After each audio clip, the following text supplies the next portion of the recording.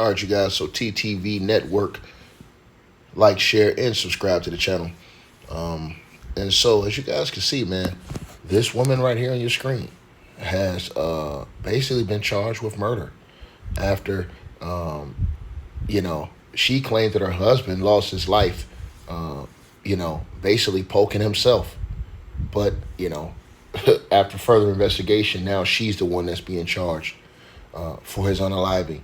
Now, she allegedly claimed that he poked himself in the chest before she helped clean his wounds. They went to bed and she woke up to find him unresponsive on the floor. Police, however, found signs of deception. And first question I would ask is, why didn't you call the cops? Why didn't you call the ambulance? If you're so innocent, why not call the ambulance? So it says a New Mexico woman is facing a second-degree murder charge. It should be first degree. You poke somebody in the chest like that, it should be first degree. No question about it. It says this after allegedly claiming her husband lost his life after he poked himself in another room of their home.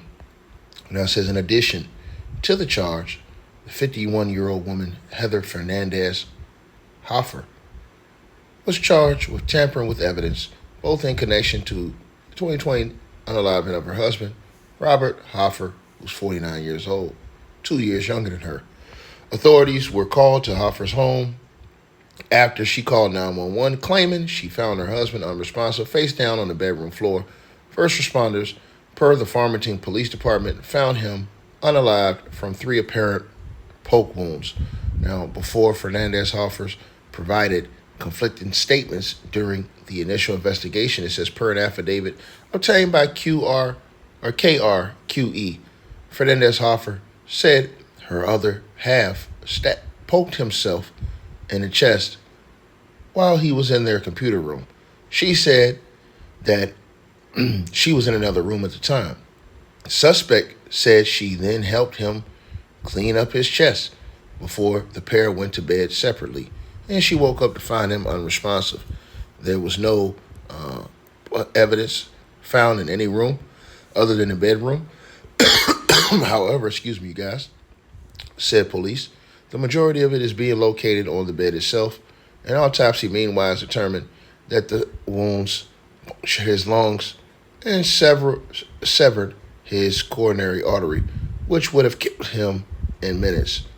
A neighbor also heard the pair arguing in the early morning hours of Hoffer's unaliving, while cell phone evidence pointed to what KRQE characterized as a recent argument concerning money in Hoffer's prior relationship. Authorities, per the affidavit, said they believe that Fernandez Hoffer's inconsistent and unlikely statements are a sign of deception. After a thorough and ongoing investigation by detectives and working with the district attorney's office the review of the case was conducted and the decision to proceed with the criminal charges was made, police said in a statement. Fernandez Hoffer was arrested on April the 1st and released on bond the following day. They released this woman on bond. It's crazy. It says Hoffer's obituary said that he met the love of his life, Fernandez Hoffer, in September of 2019 before they married 1 year later. His death was nearly 3 months after the pair said, "I do." Robert was so very proud of his wife, Heather, a third-grade teacher, and of becoming a stepdad.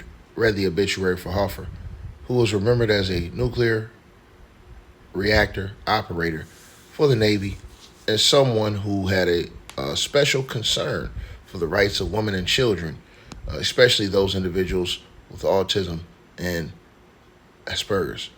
Before his unaliving, his goal was to become a history teacher and pass on his knowledge. It's a sad situation, man.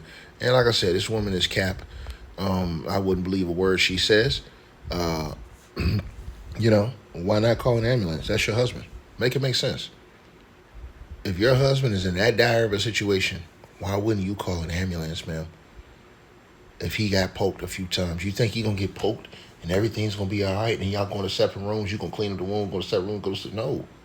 You get poked like that multiple times, you're going to call an ambulance.